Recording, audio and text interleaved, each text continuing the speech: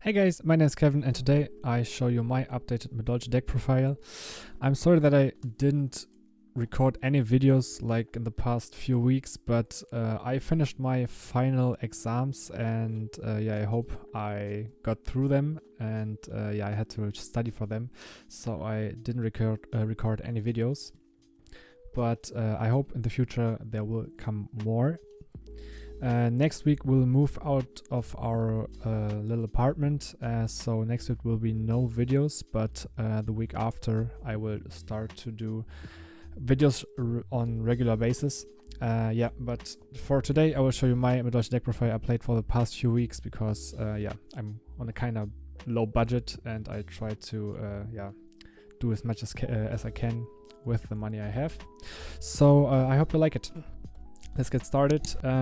First you play your standard engine with one pudding cess, 3 petting scissor, nice for the rarity upgrade in the last few sets, the 3 Angelis, 3 Magelanes, 2 Hootcakes and 2 Messengelatos.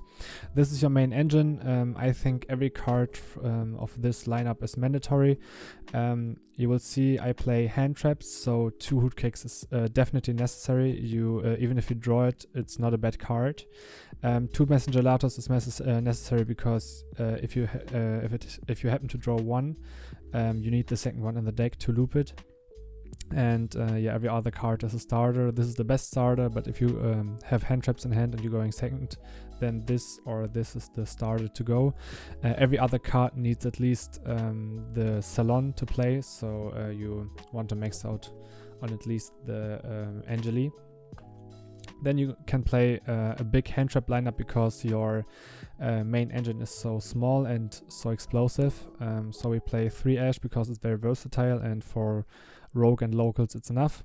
We play 3 Herald of the Orange Light. It's a really good card in this deck because you often have your turns end on +5, +7 boards, so you have enough cards in hand and you can bring a fairy to hand with your Madolche spells.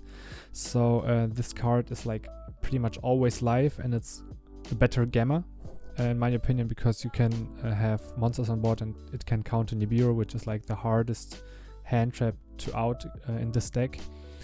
Then you play 3 Phantasme because you want to draw outs in if you're going second and it fixes your hand. This is the biggest problem from the deck or of the deck, because sometimes this deck just bricks and then you lose, and it happens more often than in meta decks, for example Dragonlink. So this card fixes your hand. This is why I play it, and right now everyone is playing links, so And the best hand trap in this deck is Dimension Shifter, because it's a hand trap you can play through, but almost no other deck can play through it. And you can also play under the restriction, and if you're going first, this is even better because you can drop it in your end phase, so only the opponent has to play under D Shifter, and you can just kill him in turn 3. Then we play draw cards. I play if you have 3 prosperities, I would definitely play 3 prosperities, because this is the best draw card for this deck, because you have a lot of 1-card combos and you want to draw the 1 card to start. I only have 1, so I play True Extravagance, like the old variant. You also can play 1 prosperity if you have only 1 and 3 extravagance. I have 1 flex spot in this deck. You can just choose to play 3 extravagance and 1 prosperity, or even though only 3 extravagance, but you have to play 1 of those. Otherwise the deck bricks just too much. Then 1 chateau and 1 ticket. You only need 1 because you can shuffle them back with your tiramisu. A lot of people forget this. And it's just for extending, for making a bigger combo if you're going second. So OTK purposes and looping. And then 3 Salon, because this is the best spell you can have. It is a double sum and it can search any other spell or trap, so definitely 3 of them. Also, if you have this and the how's it called, Magellan, you can play 3 Nibiru because you can make a Rafflesia, which is also nice. Then I play 1 Caught by the Grave because hand traps kill you. You want to play it. And this is my flex spot. I play 1 Book of Moon, but I would consider playing 3 extravagance and 1 prosperity because of the breaking breaking problem. But this is a flex spot. You can play whatever you want. You can play Imperial Order. You can play different things. And then 1 Knights and 2 Promenade. I think about cutting Knights because I only go for Knights if I have like the perfect hand, when I know I can play through Nibiru and my hand is still like really good to make Knights. Otherwise I just go for Promenade and try to get plays for next turn, because I'm scared of Nibiru. If I have Orange Light, I like always go for Knights, but this doesn't happen very often, so I think about cutting it.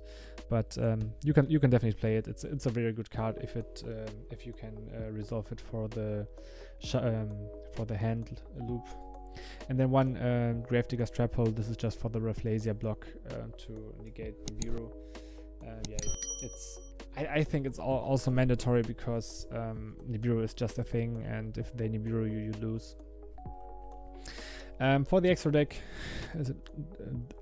because I'm playing extravagance, you need to play 3 of everyone, because you need at least this as a 1-off and this as a 1-off to play.